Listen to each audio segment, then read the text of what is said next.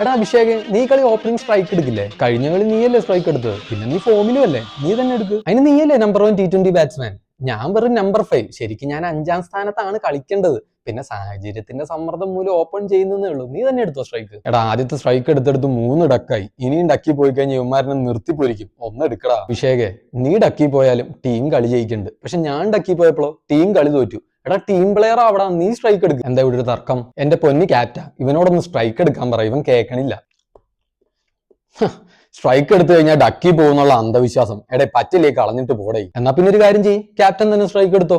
ഞാൻ നമ്പർ 3 കളിക്കും. പിന്നെ നമുക്കൊരു ലെഫ്റ്റ് റൈറ്റ് കോമ്പിനേഷനും കിട്ടുമല്ലോ. അതെങ്ങനെയുണ്ട്?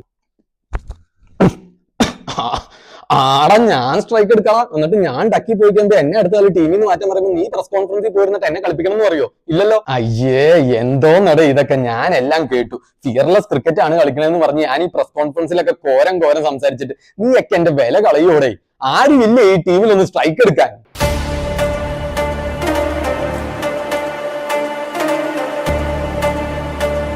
മർദ് മിൽ ഗയാ സാല. എന്തോന്ന്? ഓ സോറി, ഞാനൊന്ന് പെട്ടെന്ന് KGF-ന്റെ മൂഡിലായി പോയി. എടാ ആൺപിള്ളേടാ. എടാ സഞ്ജു ചേട്ടാ, ഇയാൾ ഇങ്ങനെയൊക്കെ പറയൂട്ടാ. ഇതും കേട്ട് നീ സ്ട്രൈക്ക് എടുക്കാൻ ചെന്നിട്ട് എങ്ങനെ ഡക്കി പോയണ്ടല്ല. അടുത്ത കളി നിന്നെ ടീമിൽ നിന്ന് പുറത്താക്കണം എന്ന് പറയുമ്പോൾ ആലുവ മണപ്പുറത്ത് കണ്ട ബന്ധം പോലും ഇങ്ങനെ കാണിക്കില്ല. എടാ നമ്മുടെ ടീമിന് ഈ T20 വേൾഡ് കപ്പിൽ സ്ട്രൈക്ക് എടുക്കണമെന്ന് തൊലഞ്ഞു പോകുന്നുള്ളൊരു ശാപം ഉണ്ടടാ. ഓഹോ, അങ്ങനെയാണെങ്കിൽ സ്ട്രൈക്ക് ഞാൻ തന്നെ എടുക്കാം. കാരണം ഇന്റർനാഷണൽ ക്രിക്കറ്റില് സഞ്ജുവിന് ഇനി തൊലഞ്ഞു പോവാൻ ഒന്നും തന്നെ ഇല്ല.